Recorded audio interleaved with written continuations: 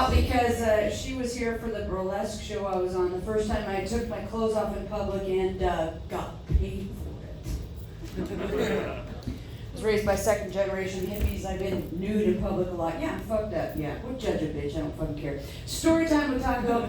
We're gonna work on a story that I haven't done in a while. I was raised very Idaho redneck. I am barely domesticated, believe it or not. You look at this little gray-haired lady and you think, Girl Scout leader, no, running a trap line. I promise you, I have murdered more meals with these teeny tiny CeeLo green hands than you can possibly fucking imagine. Okay, with that in mind, I was raised by a redneck idiot who was obsessed with having a boat, a real boat. We'd had canoes, we'd had inflatables, we'd had a rowboat, but he wanted a real boat. And my mother finally acquiesced to his request. And he bought what was called, they're out of business now, but they're called a bellboy. They're actually a skiff meant to go from the dock in the ocean to a yacht. Small, 16 foot. That's small for an ocean-going vessel. To make it safe, what they do is they line the hole in the gunnels. If you don't know your boat terminology, you're fucked in this story. I don't care. With styrofoam, making it unsinkable. This is the big sail, unsinkable. My mother knew my father, and so that she was like, yeah, that's the boat we need to get for you, honey.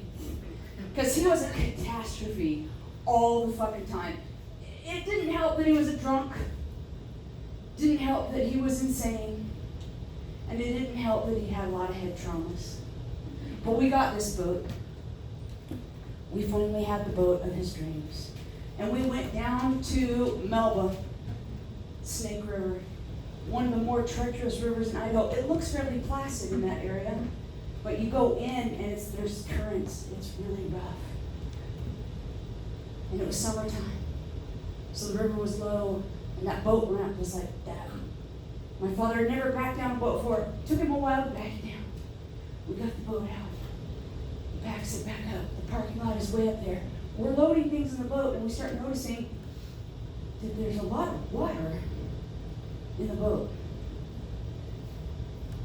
Larger boats, they put a hole in it on purpose to make it easy to get water out, because water tends to get in when you're using the boat. My father had neglected to put the plug in before we put the boat in the water. So the water is coming in. And my father, who I get my height from, was waddling down. He was quite alcoholic, waddling back down. There's lots of water in the boat, Dad. No, that's fine. He realized what his mistake. He's like, I'll just go get the truck, back it down, put the boat back on it, pull it out of the water. The water will drain out. I'll put the plug in. Everything will be fine. But it took him forever, and then he not backed the trailer much. So by now, the boat is half full of water. 16-foot boat, half full of water. For those of you that failed physics, water is heavy. Puts it on the ramp. He guns it up this really steep ramp.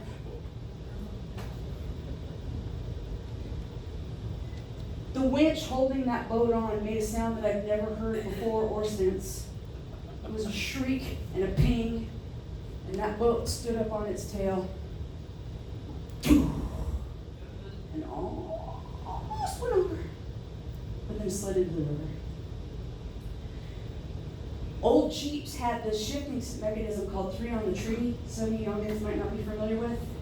All the way one way is park, all the way the other way is reverse. My father, in his panic, instead of throwing it into park, threw it into reverse, jumped out of the truck, and promptly ran himself over. So those of you that are not keeping store, this is where we're at right now. The boat is in the river. The truck is in the river. And my father has 2 broken feet.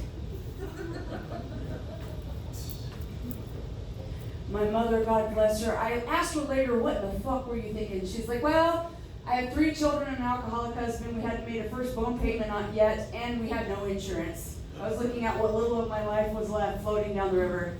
She kicked off her shoes, she jumped in, she went after the fucking boat. My mother's trying to get in. It's not working out. My father is limping along the bank, screaming at my oldest sister, jump in and save her, don't let her drown. Eventually we did get the boat to the side of the river. We did get it out, along with a truck, with help with someone that we flagged down. And the ride home was very silent. My mother just sitting there, me in between them. My father started to say something and she looked at him and said, I'm never getting that fucking boat again. Which was a prophecy because they were divorced 6 months later. My name is Tanya Cope. My friends are Short Nut Taco. You have a good night, friends.